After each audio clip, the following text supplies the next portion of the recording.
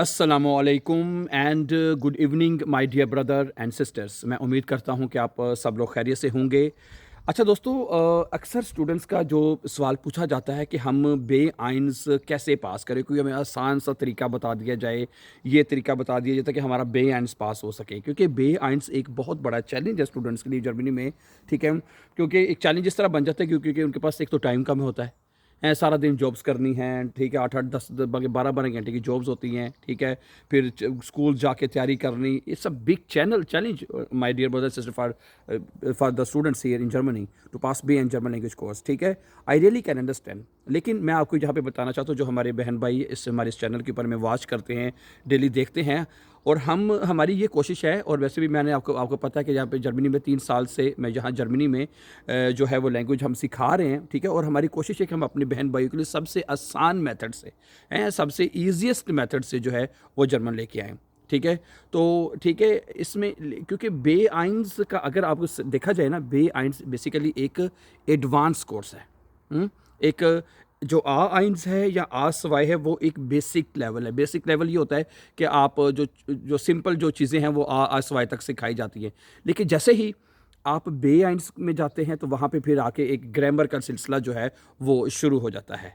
ठीक है, और बे आइन्स की आप जो जब स्टूडेंट्स बे आइन्स का एग्ज़ाम देने जाते हैं, ठीक है, और उनका जब रिज़ल्ट है वो आसवाई का आता है।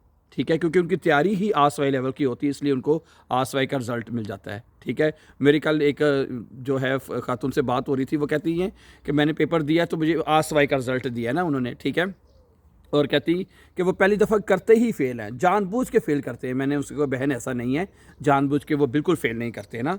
ठीक है, मैंने कहा मैं तुमसे थोड़ा-सा टेस्ट लेता हूँ, मुझे थोड़ा-सा टेस्ट दो तो पता लग जाता है कि तुम्हारे कितनी तैयारी है। मैंने उसके ये इसी तरह ये ग्रामर के 2-3 सवाल पूछे और एक भी उनका जुमला ठीक नहीं था, एक भी उनका जो आंसर है वो करेक्ट नहीं था।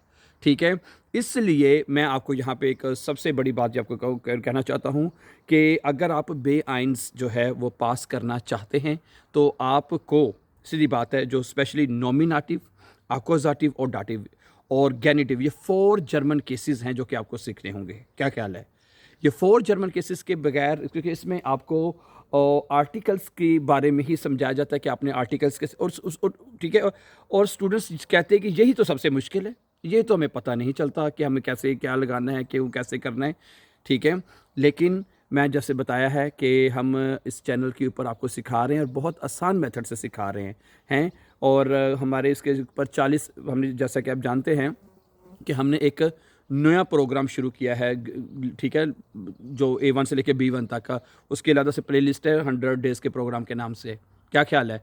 उसके 40 से 41 लेसन अपलोड हो चुके हैं उसके। क्या ख्याल है?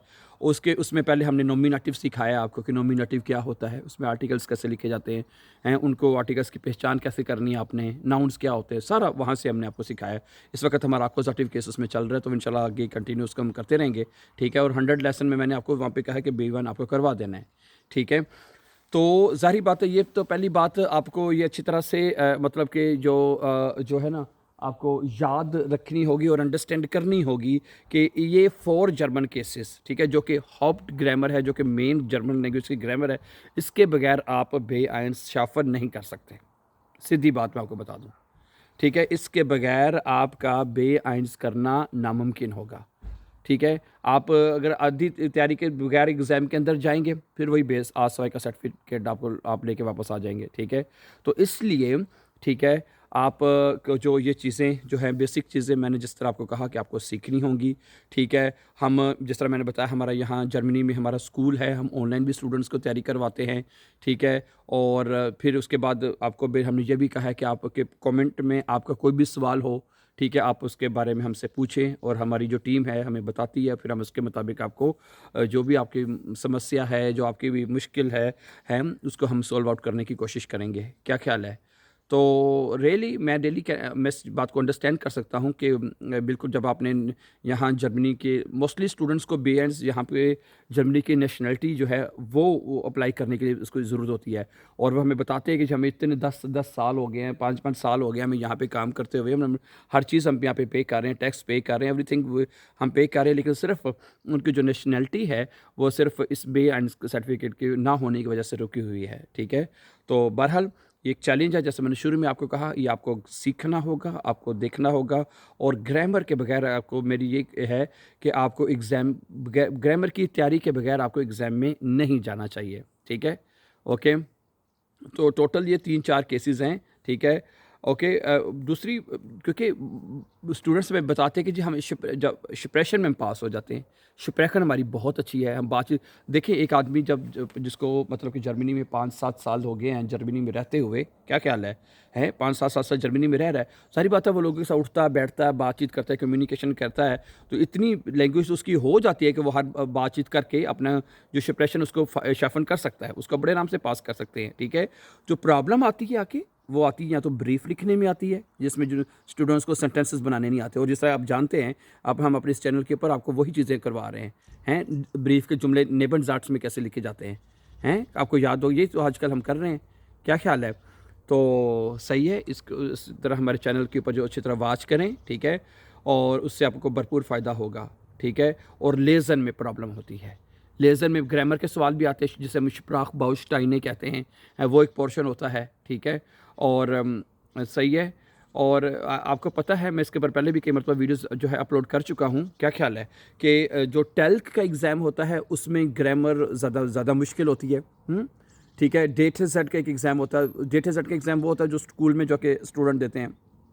ठीक है, और प्राइवेटली आप गोइटे या टेल्क का दे सकते हैं। ठीक है, और टेल्क का या गोइटे का exam as compare data Z के थोड़ा सा मुश्किल होता है, इसलिए अगर आप टेल्क का एग्ज़ाम देने जा रहे हैं या आप गोइटे का एग्ज़ाम देने जा रहे हैं, दोनों में से कोई भी आप एग्ज़ाम देने जा रहे हैं, तो उन दोनों में आपकी ग्रामर की अच्छी अंडरस्टैंडिंग होगी तो आप शाफन कर सकेंगे। मैं आपको सीधी बात बता रहा हूँ, उसके बगैर आपके लिए बे-आइंस को शाफन करना आपके लिए मुश्किल हो सकता है। ठीक है, क्योंकि मैं तो बात करता हूँ आपके सामने जो हक़ाइक़ हैं उसके ऊपर मैं बात करता हूँ, जो लोगों के रिज़ल्ट्स आते हैं मैं उसके ऊपर बात करता हूँ आपके सामने, वो रखता हूँ मैं आपके सामने। ठीक है, ताकि आपके सामने हर चीज़ ओपनली आपको पता हो कि आपने क्या कैसे इसको आपने बहरहाल अचीव करना है। ठीक है, तो ठीक है, देखें, कोशिश करने से सारी चीज़ें आसान हो जाती हैं। ठीक है, तो ये भी एक एग्ज़ाम है, ये भी इंशाल्लाह आप लोग कर जाएंगे और आप कर सकते हैं। क्या ख्याल है? तो बाकी जिस तरह मैंने आपसे कहा है कि हम आपके लिए हर वक्त मौजूद हैं। ठीक है, और इस चैनल के ऊपर हम अब बेस्ट से बेस्ट चीज़ें जो है वो लेके आने की कोशिश करते हैं ताकि आप इससे भरपूर फ़ायदा उठा सकें। आपके हमें फ़ोन भी आप हमें फ़ोन्स करके भी हमें बताते हैं, आपके मैसेजेस भी हमें आते हैं और आपकी कमेंट्स में से भी हमें अंदाज़ा होता है कि आपको भरपूर जो है हमारे इस चैनल के ऊपर से आपको भरपूर मदद मिल रही है और आप सीख रहे हैं। क्या ख्याल है? सही है। तो बाकी ये है सब, बस मेन टिप आपको मैं जो आज की इस वीडियो में आपको जो देना चाहता हूँ वो ये है कि 4 जर्मन केसेस, बस ये आपको अच्छी तरह से आने चाहिए मुकम्मल। ठीक है, इनके अंदर फिर जाके जैसे डाटिव केस है डाटिव केस में थोड़े से प्रेपोजिशंस आ जाते हैं। ठीक है, तो अगर आप ये गेनेटिव ना भी करेंगे ना टोटल, लेकिन ये जो नॉमिनेटिव है फर्स्ट वन, अक्वज़ाटिव और डाटिव, ये 3 केसेस पे अगर आपको अच्छी तरह से आ जाए, इनकी पहचान आपको पता चल जाए हैं, और इसमें ठीक है आर्टिकल्स कैसे लिखे जाते हैं, प्रेपोजिशन के साथ जुमले कैसे बनाए जाते हैं, वैसे बाय द वे इतनी मुश्किल बात नहीं, थोड़ी सी कंसंट्रेशन की ज़रूरत है, थोड़ी सी तवज्जो की ज़रूरत है, तो then I think you can do it my dear brother and sisters. ठीक है, तो मैंने भी आगे यही के सीखा है। मैम ने जिस तरह बताया कि मैं तो कोई पाकिस्तान से तो नहीं सीख के आया था ना, मैं भी यहाँ पे यहीं पे आके सारी बातें, मुझे 8-10 साल यहाँ पे हो गए हैं। शुरू में मुझे भी बड़ी प्रॉब्लम थी, बड़े मसाइल थे मुझे इस ज़बान को सीखने में, मैंने आपको अपने बताया है। ठीक है, लेकिन ये कि मुझे पाकिस्तान में ये था कि एक लैंग्वेज, इंग्लिश लैंग्वेज मुझे आती थी। ठीक है, इस वजह से मुझे ज़रा आसानी होगी सीखने में। लेकिन आप लोग भी सीख सकते हैं माय डियर ब्रदर्स सिस्टर्स, ठीक है। ये मैं अक्सर ये आपको बताता हूँ कि ये देखिए कि रियाजी का या मैथमेटिक का या कोई फ़िज़िक्स का कोई ऐसा कोई फार्मूला नहीं है कि जो आपने वहाँ पे अप्लाई करना है तो फिर आपने इसको सॉल्व आउट करना है। ये एक लैंग्वेज है, एक ज़ुबान है, इसको लैंग्वेज की तरह लीजिए आप, ठीक है।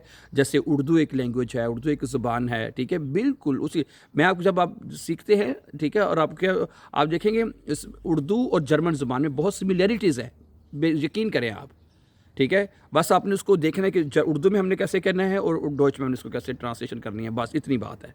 उसका तरीका आप ज़रा समझ लीजिए। इसमें बस थोड़ा सा इतना है जर्मन लैंग्वेज में, इसमें सब 3 आर्टिकल्स के ऊपर जो है वो इनकी लैंग्वेज पूरी खड़ी है। उसके बाद आपने उसको देखते जाना और आगे उसको फॉलो करते जाना है। Thank you very much for watching, ठीक है। मज़ीद अच्छी वीडियोस के लिए, मज़ीद अच्छी टिप्स के लिए और ईजी और फास्ट लैंग्वेज को सीखने के लिए हमारे चैनल को सब्सक्राइब कीजिए, ताकि आने वाले इंपॉर्टेंट लेसन्स भी आपको टाइमली मिलते रहें। अपना बहुत सा ख्याल रखिएगा। Have a nice time and good evening dear friends.